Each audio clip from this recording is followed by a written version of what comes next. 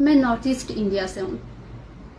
आप जितना भारत देश को, इस देश को प्यार करते हैं, उतना ही मैं भी प्यार करती हूँ, हम भी प्यार करते हैं।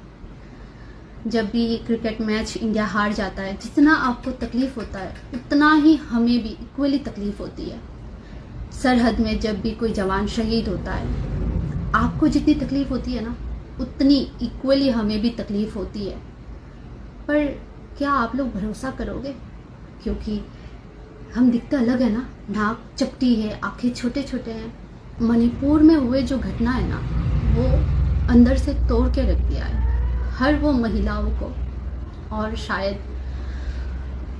नॉर्थ ईस्ट में रहने वाली हर वो औरतों को, लड़कियों को अंदर से झंझोड़ के रख दिया है।